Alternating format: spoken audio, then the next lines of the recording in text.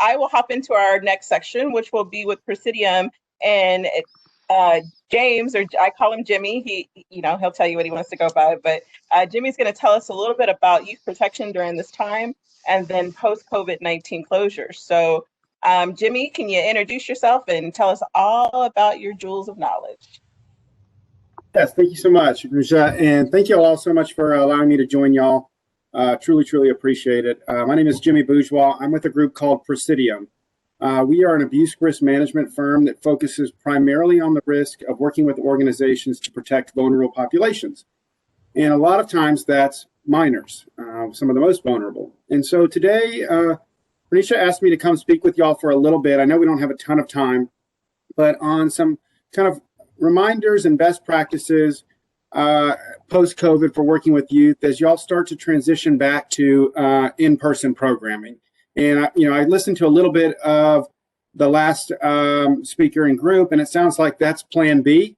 And so many of you are still going to or planning on remaining virtually for a little while. However, if you do start to transition back to in-person, that's what we're going to be focusing on today. But I will also be providing links to some resources for best practices for working with youth in virtual programming. So you will have that as well. And so let me just share my screen and we can get started on the presentation. So as I mentioned with Presidium, and what we're going to be covering today is kind of looking at some things to go over with your staff and volunteers and your consumers, so the youth and parents that you serve as you all start to transition back to programming.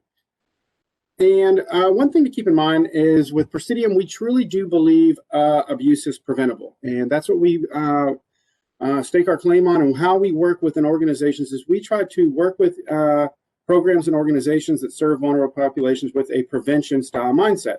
How many of you have taken some sort of mandated reporting course, or you require some sort of mandated reporting or reporting training to your staff and volunteers that work with in programming? So that's required for all folks okay. at the University of Wisconsin system, mandated reporting. And I would imagine so. But what's the problem or the issue with only requiring mandated reporting or focusing on a mandated reporter style of program? What do y'all think? Why is that an issue? And feel free to unmute yourself and answer. We've got a smaller group. Yeah, no prevention, said Abby. That's absolutely right. We're only giving the tools if we only do mandated reporting. And if that's all we're requiring and we're checking that box, then we're only giving our staff, volunteers, our program administrators the tools to report and respond to an incident after it's already occurred, right? We're not giving the tools to prevent it from ever occurring in the first place. Exactly, said Mallory. It's reactive, not proactive. And so with that mindset, that is kind of what we're going to be focusing on today, is some preventative strategies for returning back to programming, and some mini minders and things to start considering as you start to develop training protocols and decisions on returning back to programming to go over with your staff. And really, Presidium's foundation is based off of this safety equation. And it makes sense if you think about it from a prevention lens. Is the first thing being with an organization that serves a vulnerable population or one that serves youth is policies. And do we even have written policies in our program that help us define what's appropriate versus what's not? And really, policies are the foundation of any program that serves a vulnerable population, because it allows our staff to know if someone's operating within the normal bounds and reasonable behavior within a program. So for example, do we have written policies defining appropriate physical contact versus inappropriate physical contact with the population we serve? Do we have written policies that define verbal interactions? Do we have written policies that define social media, outside contact, gift giving, etc.? The next thing being screening and selection.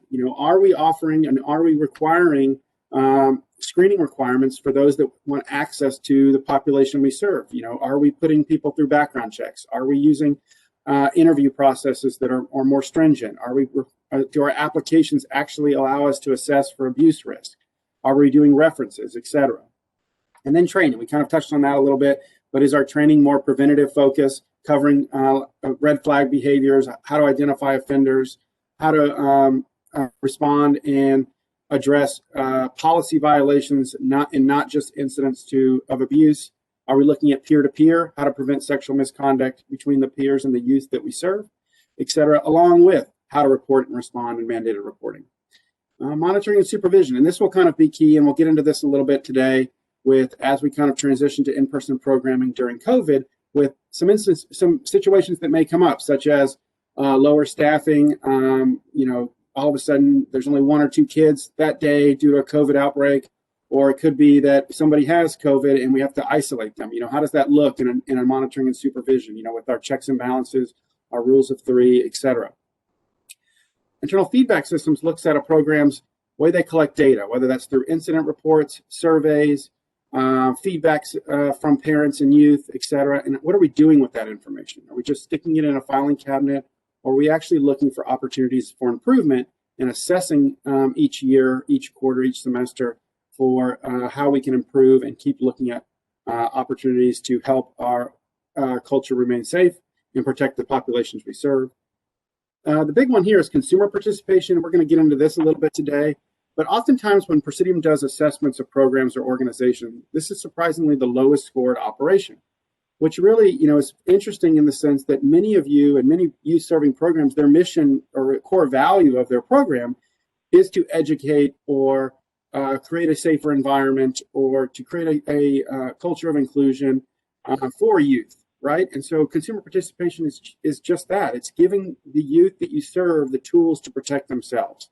So for example, it can be something as simple as, you all have some great policies on social media interactions, right? That they're not allowed. You can't be direct messaging or Facebook friends or Instagramming with minors. But if you never let the kids know, or the parents you serve know that that's the rule, what's the likelihood that they're ever going to let anybody know if a staff member volunteer reaches out to them on that, right? It goes way down because they don't even know it's against the rules. So consumer participation is just that. It's providing the information and tools to allow the population you serve to protect themselves. The last one being responding, and it's not just, as we talked about, mandated reporting and reporting incidents, but it's also about providing information on how to respond and let people know about red flag behaviors, policy violations as well. And then administrative practices is the idea of this culture of safety. This abuse prevention efforts is a mission from the leadership. It's a top-down approach, and it's something that we're constantly evaluating and looking at for improvements. And rest assured, that's why you all are all here today. That's why Pernisha is making this a priority, and something that's taken very, very seriously within the UW system. So that's kind of in a nutshell what Presidium's safety equation is about, and kind of the foundations of the prevention mindset and model. Does anybody have any questions kind of about this foundation before we move into the meat of this and kind of get into some best practices as we start to transition back to in-person programming? So after months away from programming, many organizations are starting to re-engage. And really what we want to make sure that we're doing with this is that it's been a long time. And so some things that kind of were second nature to us as we were running programs more regularly on an annual basis with staff that had been around for a while, those things may not be second nature anymore. So it's important to not assume that as we get back to in-person programming, that everything's going to pick up the way it did before. And so some of your young supervisors or younger staff that may have not either been around before, or were only around for a little while, or were furloughed, et cetera, it's going to be a good idea to kind of come up with a retraining program, a re-evaluation, and a decisions on prioritizing certain aspects of training as we get back to in-person programming. In fact, as around the country, as programs have started to pick back up and going back to in-person, it's interesting, Presidium runs a helpline for a lot of organizations where they can call in and get advice or consultation on how to handle incidents, and not just incidents of abuse, but near misses, policy violations, et cetera. And we've been getting a lot more lower level red flag behaviors reported by staff and consumers with organizations that weren't having those prior to COVID. They had put in a lot of efforts to stop that, but they've been getting them again as they've kind of been coming back to programming. So it's something to kind of remember and prioritize, is that, it may not be just like riding a bike, everything goes smooth. It may be a time to put a point of emphasis on things that we thought were foundational or secondhand knowledge, and that we need to kind of think about our policies and reminding our staff about best practices, working with youth, et cetera. And just to share a story of something that happened recently, we were working with an organization as they returned back to programming. It was also a transition to kind of get back away from the electronic communication interaction. During COVID, unfortunately, some of that stuff got laxed, where we were organizations were allowing their staff or volunteers to communicate in ways they never would have, during in-person programming. And so it resulted in staff and volunteers being able to have minors' phone numbers and being on group texts, et cetera, and group chats that were harder for supervisors to monitor. Well, as they transitioned back to programming, obviously that was lax, and it's hard to delete numbers and monitor that. Well, some staff members that were on a group chat with some youth, as programming picked back up, and they never removed themselves. They just weren't, actively on it anymore. We're still, if text messages between the youth on there were being shared, they were still receiving them. They just weren't participating. Well, unfortunately, two of the youth in there were in a relationship, but that relationship ended. And unfortunately, one did not handle it appropriately and really terribly, and started sharing inappropriate photos with the other youth, from the other youth on that group chat. And unfortunately, now those adult staff members were on that chat as well, and have now received, child pornography. And so, while that's an awful, awful story for many, many reasons, it's important to remember that our staff have been in a different situation. And so as we transition back to in-person programming, we're thinking about those things and how to evaluate, and also how to make sure that those safeguards we had in place prior to COVID are back in place, and we're helping our staff to transition back away from some of the communication avenues we were doing during virtual. And so some important reminders as we go back to in-person programming is to never think that something's too small or too elementary or too fundamental to go over with our staff. And so this is kind of an easy kind of do's and don'ts for appropriate physical interaction and inappropriate physical interaction. These slides are going to be made available to you all. You all will get copies of these. So these can be good handouts for your staff, or to hand down to your programs that you all oversee or work with. To kind of act as some mini-minders and to remind them about what's appropriate versus what's not. And if somebody's doing one of these things, these are the kind of things we want to notice, point out, and report. And some of you may be looking at some of these things thinking, well, these are so obvious. Of course somebody would report these things if they saw it. But I'll tell you, all of these examples come from different organizations that we have worked with at Presidium that didn't have these as written policies, and people were doing these things, and other staff members and volunteers were not reporting them because either they viewed them as, oh, well, that's the way so-and-so's always acted, or I'm sure someone else is reporting it, or I'm sure if it was really bad, our supervisor would say something, etc. So it's just important to keep in mind that the clearer we are with our policies and the clearer we are with our do's and don'ts in appropriate versus inappropriate interactions, the increase in our reporting goes way up, especially with working with young staff who are a little bit more gun shy about reporting, and especially about reporting on older staff. And here's again some do's and don'ts of verbal interactions that you all can use as a resource as well. And so another thing to keep in mind too, and to remind with your staff, is to go over red flag behaviors. These are things we want our staff and volunteers to make sure that they're drawing attention to and that they're reporting and responding to. Now, just because somebody does one of these things, does that mean that they're an offender? No, absolutely not. It just means that there's something we want to be able to address, correct, and train on, and then determine if someone's trainable, right? If we've corrected them about these things quite a few times, then we need to really make a determination on whether they're appropriate for working within our program. And it's important to remind our staff as they come back to programming is that we really want to make sure that we're looking for clusters of these things. If they're not reporting these things, and somebody's done this once, twice, 3 times, 4 times, but nobody's letting our supervisors know, then we're not able to find out if there's a pattern, right? The reminding your staff that as they are running your programs in their staff, as they come back to programming, that just because you've seen something once doesn't mean that that's the only time it's ever happened. And so that's really the key and importance in this prevention model, is that we've got to stress and make sure, and we put an emphasis on, and it's included in our job descriptions, it's included in our training, that we really respond and report and document these red flag behaviors. if we really want to get into that preventative mindset. Any questions about kind of the appropriate interactions, kind of training, or things that you want to cover in that realm?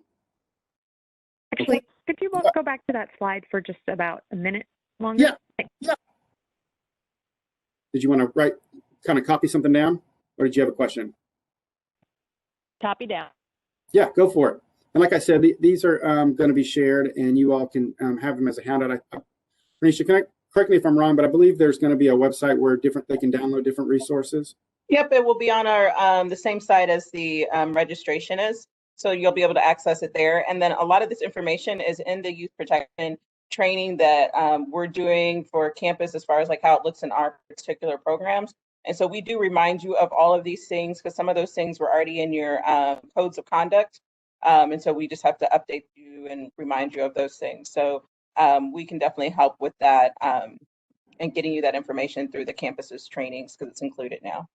Yeah, absolutely. And I know too, Renisha, when you've worked at different times in developing policies for the campus, and you've also put a lot of these best practices and informed them as policies as well. Yep. So yeah, like I said, you will have all of these available, and also there will be links to some other actually more tangible resources and best practices for actually working with youth in virtual settings that lay out some really great kind of roadmaps and policies that you all can adopt in your virtual programs too, so you don't have to reinvent the wheel.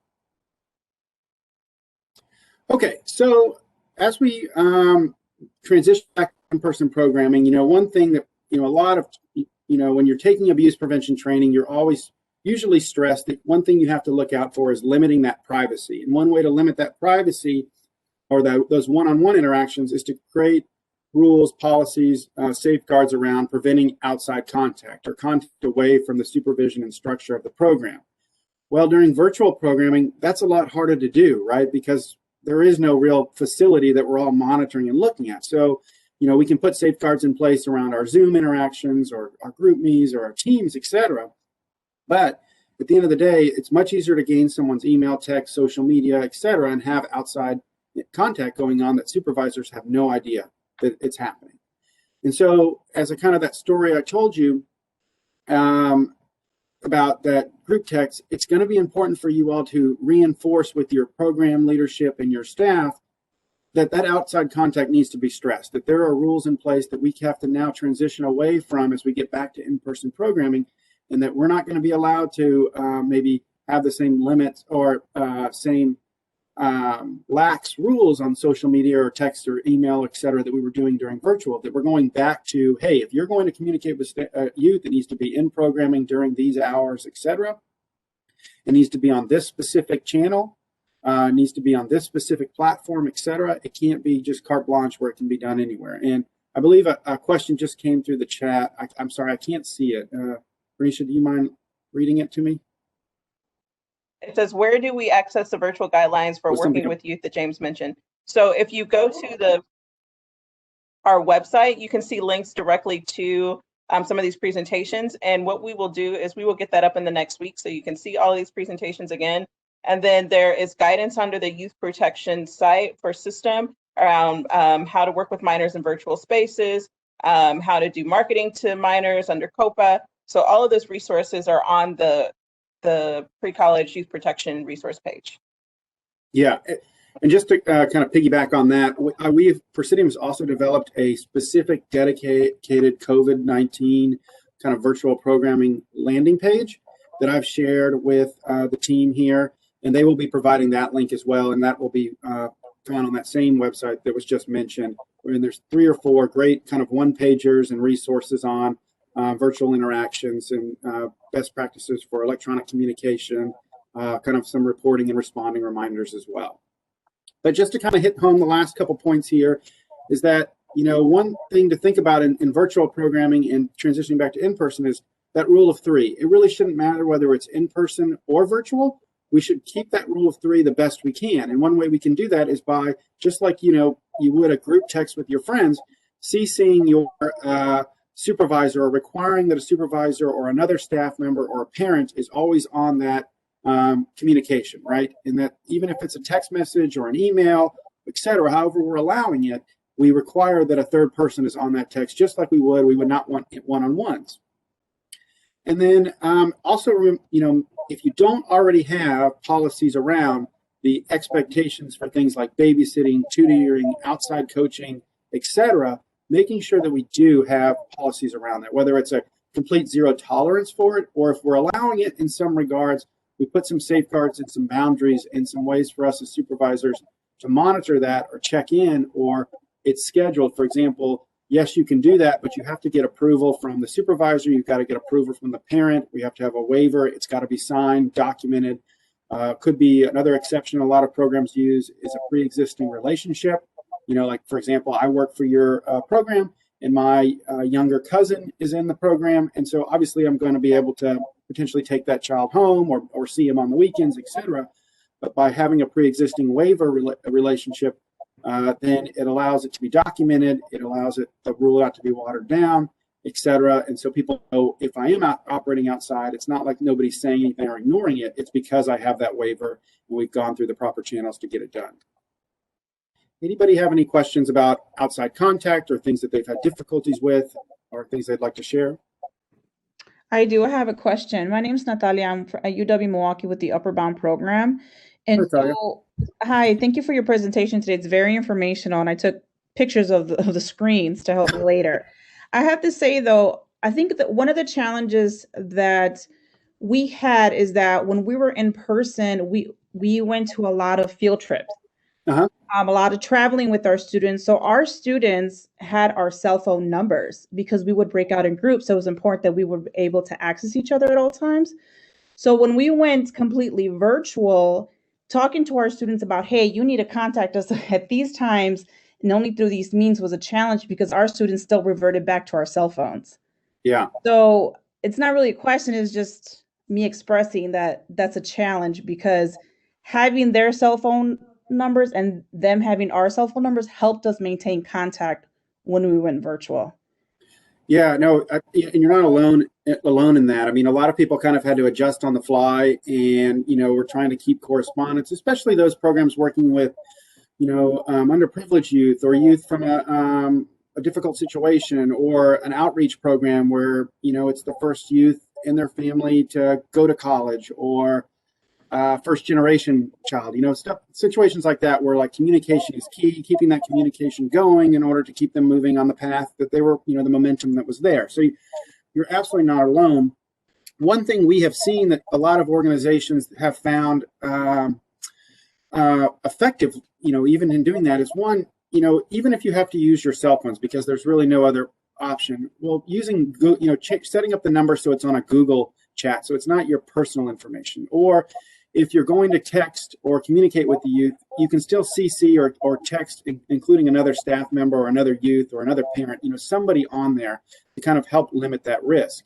And then also creating a documentation process so that, for example, if I do have a phone call, I am then documenting it immediately in some kind of documentation software, or the next day I'm emailing my supervisor saying, hey, I had a call from this time to this time, this is what we discussed, etc. So it kind of helps reduce that kind of unknown anonymity, and kind of keeps at least some structure there. But ideally, you wouldn't want to be using your personal cell phones. You want to be able to use, like if some people are putting in the chat, some kind of software that supervisors can monitor, and there's not an ability for me, for example, to hide the chat or have a private one-on-one that can never be looked at or rechecked or reviewed, etc. But thank you so much for sharing that challenge. Like I said, you're not alone, and it's something that a lot of youth programs have struggled with. Anybody have anything else or anything they'd like to share? I just like to say that for the programs that I ran over the years, because mine were overseas, I found that WeChat and WhatsApp worked really well. And the requirement was that it couldn't be a one-on-one. There always had to be like either the parent in the chat with the students, or it had to be a group of students getting the same information at the same time. And what I would say is if it was something personal between a student, like a behavior issue, that you would CC the director anyway, because all behavior reprimands need to be escalated to the director so they're aware too. So there's not really an occasion where you need to be completely one-on-one with the youth with the modern technology that's here to protect you and the students. And I always tell folks the story of when I was at a camp in Italy, and the kid was being kicked out for drinking, and he started hitting himself and bruising himself. And I was on the phone with his mother, getting ready to send him home, and he started yelling out, she's beating me, she's beating me. And if we would have just been the only two in the room, the mother, the first thing she said is, why are you harming my child?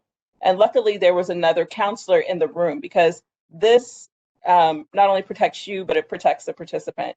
So this too deep, having multiple people accountable to witness is very important. So when you're doing academic work with FERPA, the academic work is being documented. The time of your advising session, what was covered in the session, is documented. So you're not necessarily alone, nor do you need to use your personal cell phone for advising, as in that would be a work function. And so if you're doing that from work, on your work phone and on your work computer. Absolutely, that's a great example of something on why it's so important to have a secondary person from a false allegation standpoint too. And sometimes that's the way that hits home on individuals from a training perspective a little better. So from a false allegation standpoint, that is why you want another person on there, so that it's not a your word versus theirs. And another thing, someone just asked, I believe, is, but basically the point they're getting at, what about programs where it is naturally one-on-one, right? Like a academic advisor or a mentoring program or a tutoring program. And so we're not saying that you have to absolutely cut those programs out. And by no means, I mean, those are great programs that are so important and integral to the mission of the universities. However, as Pernisha was just kind of getting at, is that you can set up safeguards that help with those and reduce those risks. So there's a big difference between me having a one-on-one interaction from a tutoring, mentoring, or academic outreach standpoint at 11 a.m. on a Thursday and me having a one-on-one conversation at 9 p.m. on a Friday. So making sure that we have kind of some procedures in place that say, hey, if you're going to have one-on-one interactions with youth, they happen on Tuesdays and Thursdays from 11 a.m. to 3 p.m., for example. So we know if something's happening outside of that, it's something we want to look into. We know, as a supervisor knows when they're going to happen, right? So a supervisor knows that, hey, he's going to have his one-on-one with, with his youth and programming from 2:30 to 3:30. So he's going to send me an email when it starts, and he's going to send me an email when it's done.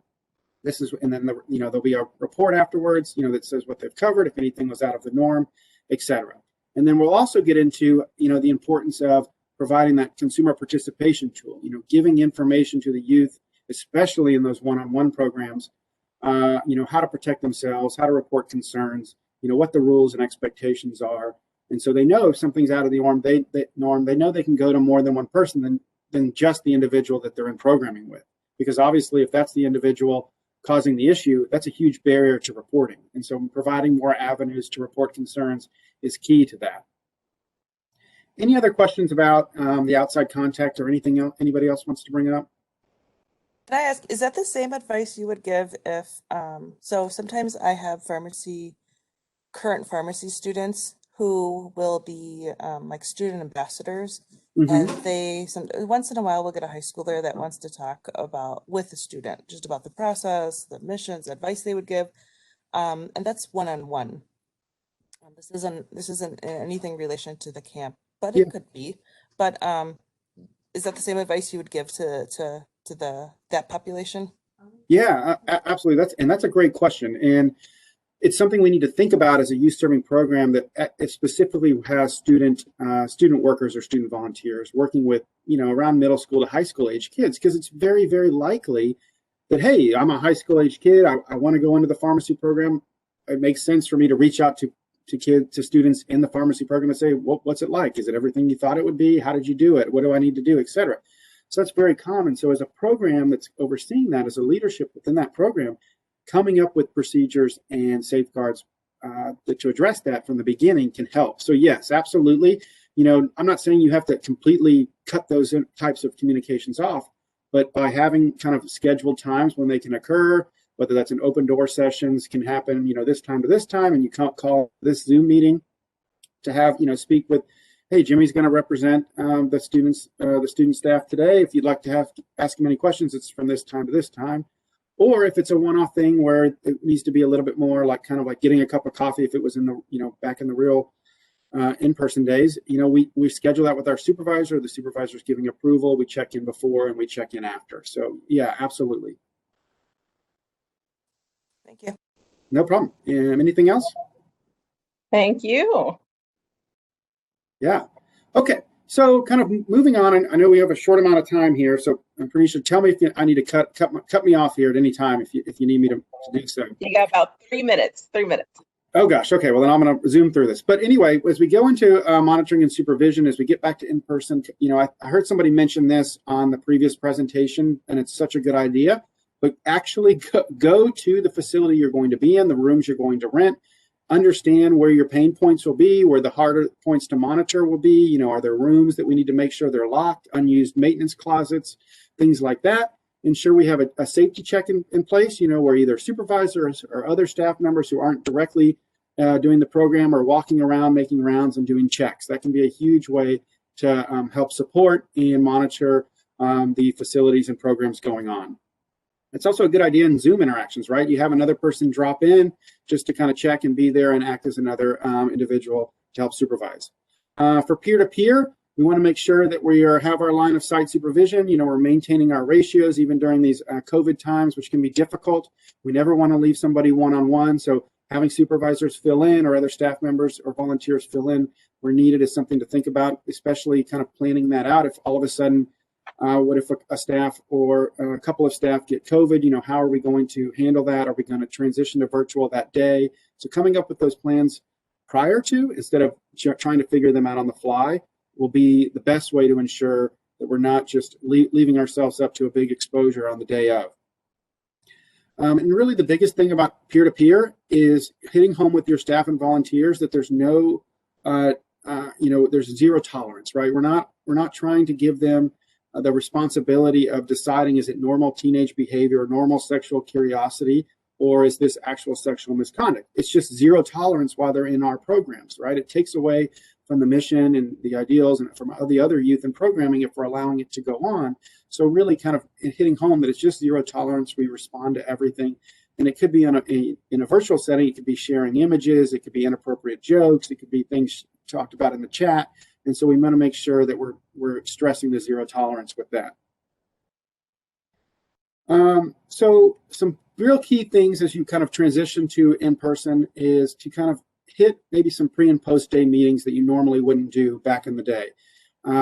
Making sure we're doing check-ins on a more frequent basis, finding what things are going well, what are our pain points, where are opportunities for improvement, maybe include a review of the day's incidents to kind of use as teachable moments for the entire program and entire staff or volunteers, right? Don't just keep it isolated, because there's something, I guarantee if one person's having the issue, other people are. So, use that as teachable moments, especially in this as we kind of transition back to kind of get back in the groove of things and understand, what our problems are that we need to kind of maybe adjust policies or procedures upon in order to continue to improve the program. And I know we're kind of running short on time, so I'm going to kind of move through. But I want to make sure that we stress this point here is that this is going to be big, is involving your parents, maybe more so than you normally did back prior to COVID or during COVID, is, there's such a new transition. There's so many new moving parts. This is a lot of times this is the first time they've been in virtual programming or back to in-person programming. And so giving them the policies, our code of conducts, copies of those things can be huge in helping keep our parents involved, giving them the schedule. You were talking, a lot of you were talking about how you may need to have one-on-one interactions. Well, if parents know the schedule and their child is, speaking with an adult from 2 to 3 p.m. on a Thursday, that's okay. But if they know their child's now speaking with that same adult at 4 p.m. on a Saturday, that may be something they want to at least ask about if it's not against the rules. So providing them the information up front can be helpful as well, and ensure parents know how to report concerns more so than just one person's contact information. There should be multiple avenues for parents to let you all know or supervisors know if there's an issue going on and we need to address it. Because the more and more avenues you give, the more ability you all have to address things before they escalate. And obviously they bring down barriers to reporting with avenues we have to report. Okay. So why don't we break out for 10 minutes And then for this breakout session, talk about what protection parameters you are anticipating putting in place or that you've already had in place based on this presentation. And what I will tell you is that along with the protection and the prevention, to keep your eyes open to the fact that we will have more reports coming back in. You know, statistically, there have been more incidents of abuse, but less reporting during this time because youth haven't had access to those folks that would normally be doing the reporting.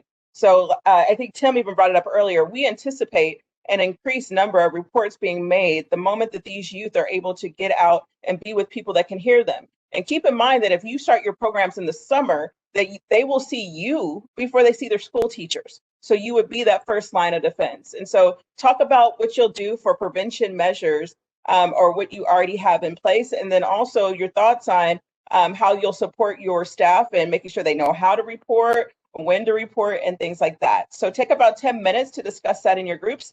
And Tom will send you out now.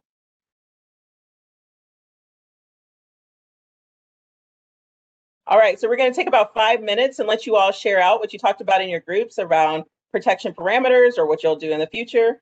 And then we will hop into some of the requirements under state licensing. So would anyone or one or two people like to share out, or if you have a question for Jimmy? I'll just kind of, while y'all are thinking about questions, some of you asked about the link to those resources I mentioned. I just shared it in the chat as well, but it will also be on that dedicated landing page that was mentioned earlier too. But you all can go ahead and start accessing them right there in the chat if you'd like. Okay, no questions or observations from the groups when you did your breakouts? Yes, my name is Marshall Loomis, UW Milwaukee. Hey, Marshall. Yeah, so one of the things that we did talk about is, so if there's an outbreak, so let's say we have, let's say there's 2 adults and there's 20 children and there's an outbreak, what are we going to do when one adult needs to be with, let's say there's 2 children that have COVID, now you're left with one adult with the other 18 children. Where's the space? And also, what is it that we're going to do? There needs to be that ratio of one adult to every 8 or 10 kids, right? So I would say that goes back to Tim's recommendation that they've seen across all programs is that they had to overhire. You know, so what I would say as a university institution, I would share your overhires with the entire youth programming programs on your campus so that you have a certain number of people trained and ready to go that can be on call to come in. Because believe it or not, it's going to happen. And one of the biggest things is, you know, what happens if a staff member gets sick and tests positive? And so then you fall out of ratio then, right? So it's going to happen. And so if we plan proactively, that would mean overhiring or creating a pool of staff that you can pull for that are trained, tested, and vetted that can come in and fill in if you have something happen. Sure. So, one thing I brought to the table too is there's always offers to volunteer for other events. So you have like a second tier because there's always the budgetary issue. If you have a second tier of volunteers, almost like a volunteer firefighter, you know, if this happens, you enlist the volunteer firefighters, right? Yep, and you train all your volunteers the same way you train your staff, so they have the same information coming in. Exactly. Yeah, I like that, definitely. I'll just add too, Marshall, I think Bernice's exactly right with everything she said. But one thing too is it kind of goes back to knowing your facility and kind of planning this out from the beginning.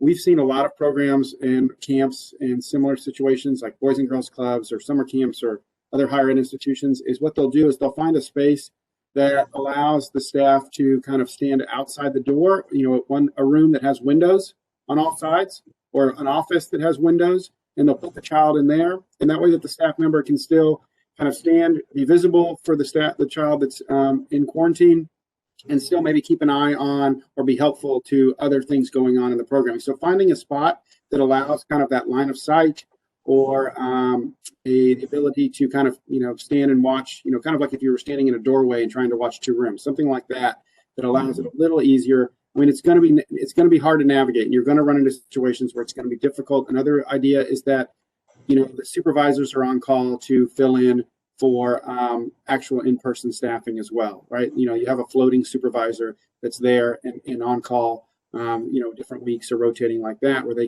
can fit in as well. And that goes into creating your communicable disease protocol, and making sure that you know who will do what, when, and where. And so just taking that into consideration as well. And then also in your communication plan, making sure you notify parents how much time they have to come and pick up a youth. And that keeps you from having a staff occupied all day versus maybe 1 hour. So think about that too in your communication and pickup plan if somebody is sick. Any other observations or discussions in the group? Or questions. All right. Well, thank you very much, Jimmy. It has been a pleasure, and we look forward to working with you and seeing what happens in our programs moving forward. Oh, Lindsay brought up that that's a huge challenge for out-of-state campers. Most of your out-of-state campers would be in residential programs. Residential programs are required to have medical staff on site under the license in Wisconsin. And so your medical site is set up for quarantine and isolation overnight at UW-Madison. And they have the ratios.